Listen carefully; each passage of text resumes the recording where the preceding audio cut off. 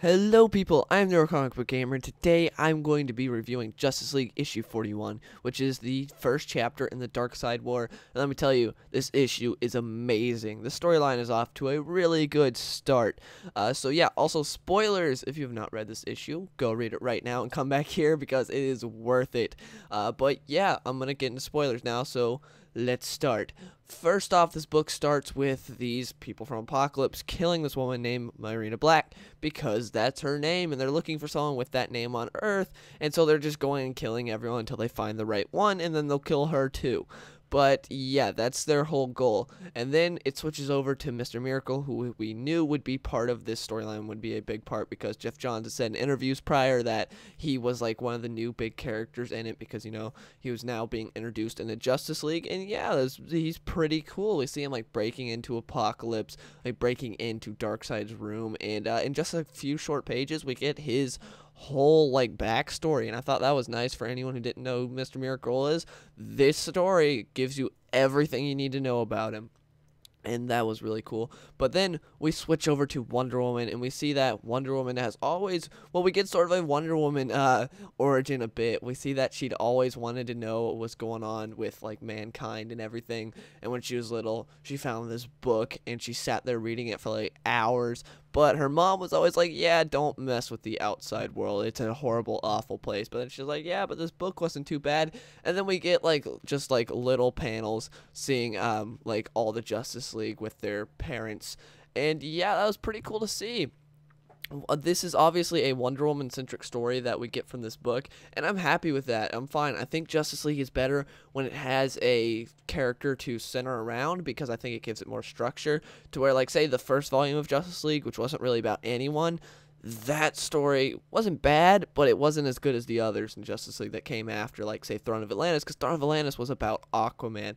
This being about Wonder Woman makes sense to me. I like it. It gives the story more structure, and it doesn't feel like it's all over the place, and I like that. So yeah, it's more of a Wonder Woman story, which we already knew from the 10-page preview, where they were saying like it was going to be centered around Wonder Woman. By no means is this a Wonder Woman book, but it's centered around her. Like, there's more thought bubbles from her than anyone else in the book, and yeah, it's just really cool to see. Like, Wonder Woman looks so good when done by Jason Fabok. Like, Jason Fabok does good with everyone, but I think like Wonder Woman and Green Lantern especially, like he does great with everyone, but Wonder Woman and Green Lantern to me are the highlights of his art. Like, he does so good. Everyone else is great, and then Wonder Woman and Green Lantern are like awesome. But yeah, anyways, we see that the Justice League is investigating this crime of who killed this woman named Marina Black. All they know is that whoever killed her wasn't human. That's all they really have to go off of. And then we switch over to Superman and Lex Luthor, because Lex Luthor is trying to deal with Neutron, who was infected with the Amazo virus, and he's like really bad. He's being infected with cancer. And there's this part of the book, one of my favorite parts, to where Superman's like, yeah, your scientists can't heal this guy, but you can, can't you? You always claim about, you know, brag about how great you are. And Lex is like, fine, I'll do it. Just because, you know, you challenge me. And then Captain Cold says, Superman just challenged Lex Luthor to cure cancer, and I get to watch. I got the best seat in the house. I was like, yeah, that's Captain Cold, which is amazing. Captain Cold is like how I would be in this book. He's just like freaking out with the fact that Lex Luthor is going to try and cure cancer because Superman challenged him to it. And then later on in the issue, like, Superman's talking to Wonder Woman, and Captain Cold's like, hey, is that Wonder Woman? Tell her I said hi. It's just like, Captain Cold's great in this book. But anyways, we switch over to Mr. Miracle. Again, we see he did break into Darkseid's throne room, and he has a confrontation with him, and Darkseid like Omega beams his legs and then steps on his face, but he's able to transport out thanks to his mother box. He's able to make a boom tube and transport out, and yeah, he got the crap beaten out of him by Darkseid. But then we go back to the Justice League, and we see that Frail appears. Not Frail, Grail. I don't know why I said Frail. I don't know what's wrong with me. Anyways, Grail appears, who is Darkseid's daughter. Yep, we already knew this from like the preview we had gotten before and everything. And she appears through Flash's mouth. Yeah, a little weird. She used him as like a doorway. It was a little weird, but she is awesome. Like, she just beats the crap out of the Darkseid. Justice League. I don't know why I said out of the dark side. Anyways, she beats the crap out of the Justice League. And at first, it looks like, oh, it's going to be one of those typical situations where it's like, oh, the powerful Justice Leaguers can't do anything, but Batman will do something just to prove that, like, the physically weakest Justice Leaguer can do something. Nope. She just takes him out in a couple moves because, like, everyone's blown back when she appears except for Batman. And she's like, I'll hurt you first because Batman's the only one standing. And she just takes him out. It's like, oh, that's cool. That's cool. That was not like the stereotypical thing that I thought was going to happen. It's happened in comics so many other times where it's like, oh, the powerful Justice Leaguers are taken out, but Batman can't do anything, obviously. And then Batman goes like God mode and takes everyone out. Nope. This chick just takes him out in a couple moves, and it was amazing. But anyways, then we get a series of people being saved because Batman's about to be killed, but then Cyborg saves him. Cyborg's about to be killed, and then Shazam saves him. Shazam's about to be killed, and then Wonder Woman saves him. And yeah, well, I don't even know what went on with Shazam because he got stabbed straight to the stomach by this chick. So he's not in too good a shape, but he's obviously not dead. And yeah, the fighting between all these are amazing. It's so good. And then we see that, like, Wonder Woman is fighting Grail, and Grail breaks her bracelets.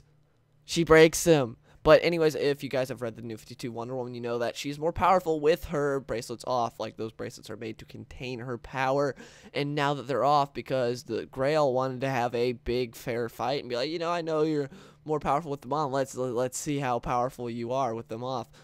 You're more powerful with them off. So yeah, she wanted to test her and see if she could beat her, and she still beats the crap out of her. Then we see that Superman's still with Lex Luthor, and Lex Luthor's like, hey, I got this new suit that's powered by kryptonite. Kryptonite's like all great and everything. It's a great power source and stuff. And I could power Metropolis with kryptonite for like a year with just a little bit, but oh, what a shame that would be. And Superman's like, yeah, I still don't trust you. And Superman talks to him like, hey, you're still a criminal as far as I'm concerned. Leave me be and stuff. And then Lex Luthor's like, no one talks to me like that in front of my sister. And he just blasts Superman because his Lex Luthor's sister is there. And then Lester's sister. I'm sorry, I can't talk right now. I'm really excited. This issue is amazing. Anyways, Lex Luthor's sister shoots Lex 3 times. Oh, 2 times. Wait, no, 3 times. I was right. 3 times.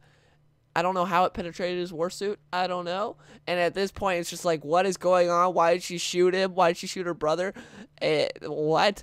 And she tells Superman, she's like, don't be so surprised. Everyone hates Lex. Like, okay. And then the Green Lanterns go.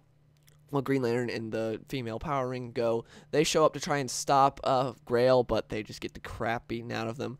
Didn't work so well. And then we see that who's coming? Because we see that the Justice League has been fighting this whole time Grail because Grail has been trying to bring this monster there. It turns out it's this monster from Forever Evil that Superman was talking, well, Power Man was talking about. Ultraman. I can't talk right now in case you didn't know that. Anyways, Ultraman just goes berserk, and he's like, oh crap, the monster's coming for us, like he did during Forever Evil. The whole time he's like, the monster's coming for us. Turns out the monster is the Anti-Monitor. So yeah, the Anti-Monitor's there, and Grail, who is Darkseid's daughter, is working with the Anti-Monitor to kill her father. That's what it appears, so that's gonna be interesting. And then we go back to Lex Luthor and Superman, and Superman's like, why would you kill him? You know, he's kind of your brother. And she's like, for Darkseid. I was like, okay. And then at the very end, final page, Marina Black shows up, and she's like, I've spent decades trying to kill Darkseid. She's like, I've spent decades planning a war to kill Darkseid. And she asked Mr. Miracle to join her. So yeah, that is the end of Darkseid War Chapter 1. I'd suggest you guys go out and buy it. It's amazing. It's $5, which is more than usual, but it's also a 44 page count, which is more than usual.